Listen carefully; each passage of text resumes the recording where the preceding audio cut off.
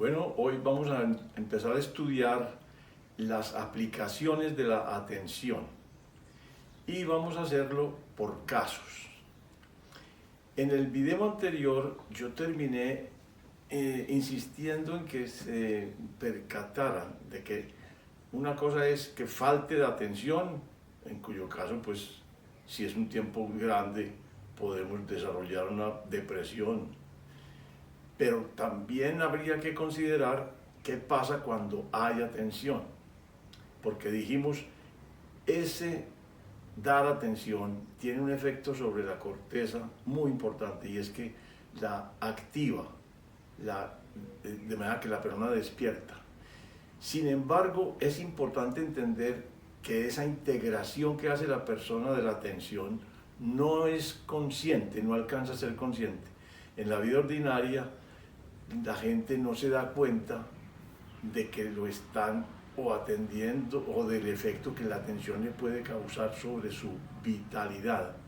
Esos son registros más de medidas, de electroencefalogramas o medidas de actividad cerebral, pero no corresponden a una sensación muy clara. Tendría que ser un nivel de conciencia muy alto para percatarse del efecto sobre la vitalidad general. Eso explica lo que voy a contarles en el primer caso. Existe una terapia llamada terapia existencial, tal como yo la aplicaba con un psicólogo francés con el que trabajé varios años en ella. Reuníamos un pequeño grupo, no más de 8 o 10 personas, y es una situación donde uno les da una serie, 2 o 3 reglas de juego y los deja libres, que jueguen el papel que quieran jugar, que toquen el tema que quieran y que lo hagan como quieran. Uno no les da ninguna instrucción específica en ese punto, uno los deja sueltos. Ahora, lo importante es que uno también está en el grupo observando, y somos 2 observadores, el que está de frente al grupo, digamos como en la misma mesa, y un observador atrás, pero claramente enfocando al grupo. Eso crea una situación de tensión, la gente se siente evaluada, se siente mirada, observada, muy seguramente con sus condicionamientos previos, se puede sentir juzgada. Y como vivimos en una sociedad que no es tan, digamos, tan amigable, sino que es más bien competitiva, complicada, juzgadora. Entonces, todos esos condicionamientos influyen en ese momento para que la gente se ponga tensa. Entonces, casi nadie se atreve a empezar a hablar. Hasta que alguien dice, bueno, entonces, ¿qué vamos a hacer aquí? ¿De qué vamos a hablar? Si vamos a quedarnos aquí un rato, pues hagamos algo estructurado que nos sirva para alguna cosa. Entonces empiezan las propuestas y empieza a desenvolverse el grupo de alguna manera, bien o mal, pero empieza a desenvolverse a partir de una intervención como esas. Ahora bien, al cabo de un rato, digan ustedes al cabo de 1 hora más o menos, un poco más, hay un asunto muy evidente para los que estamos observando, y es que ya hay un liderazgo reconocido por la gente. O sea, todo el mundo sabe quién es el líder y todo el mundo se dirige a él. Y hay incluso celos manifiestos en el grupo.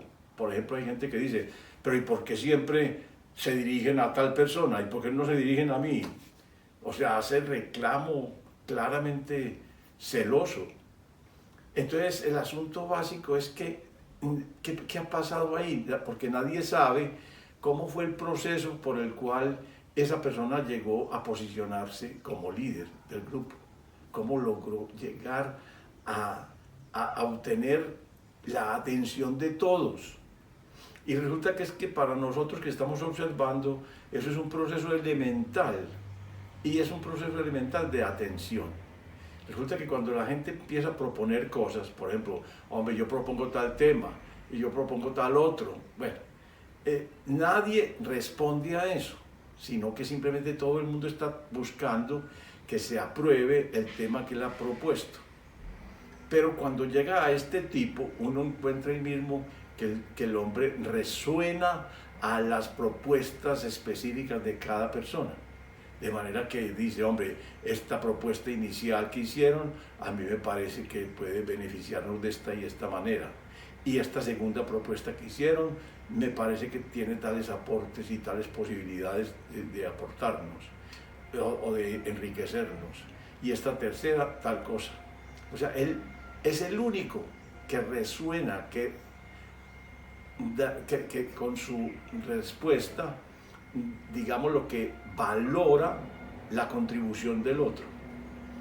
Y eso la gente, como les decía al principio en la introducción, la gente no se da cuenta, no, porque el registro de la atención no produce un efecto muy sensible, muy claro, no, sino que se va produciendo poco a poco, un despertar y una sensación absolutamente clara de que lo que se dice es importante para una persona, que es esa.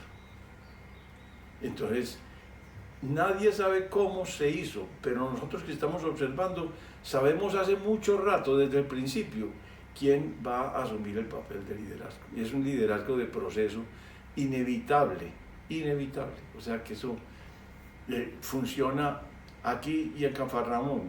Eso, toda la gente, como nosotros necesitamos la atención, entonces simplemente responde a ella.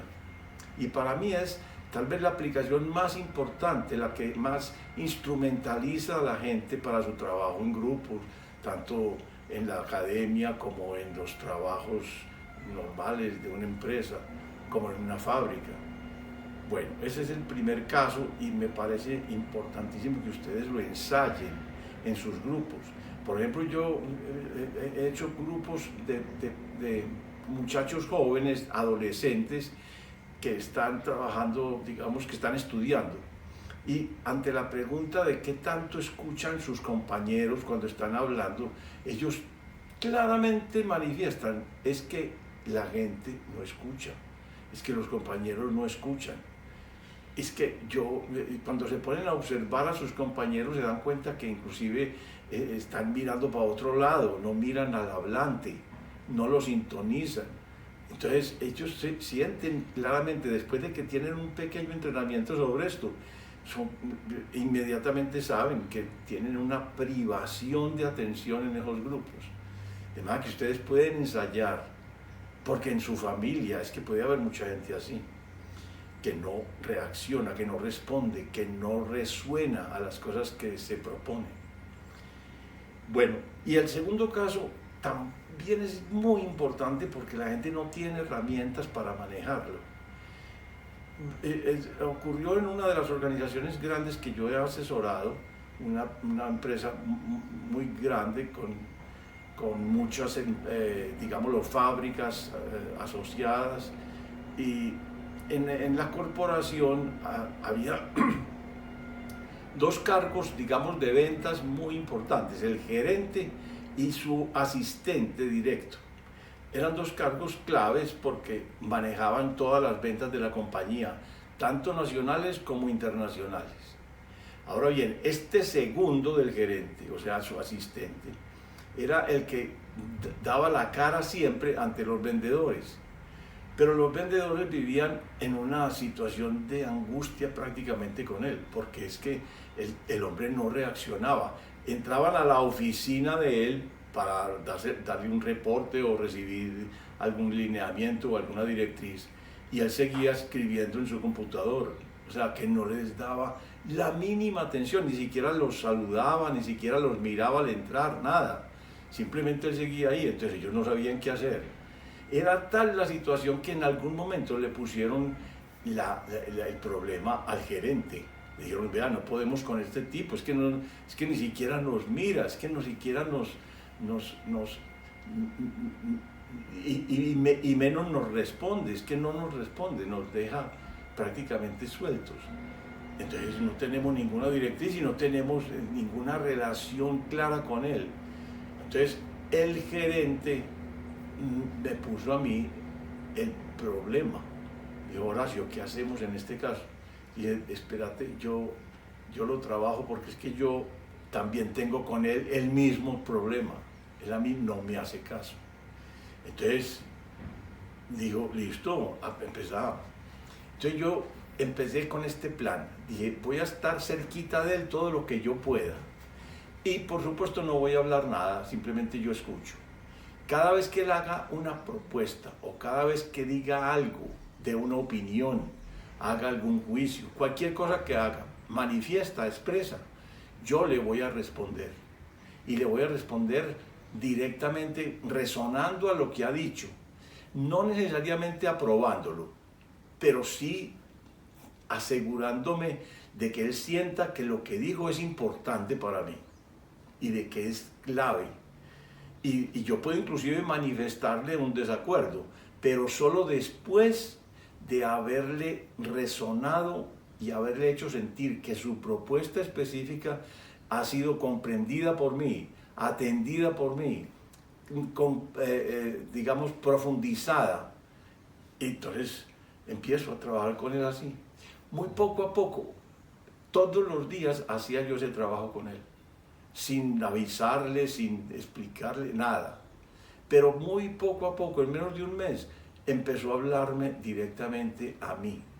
Y empezó a saludarme así, voluntariamente.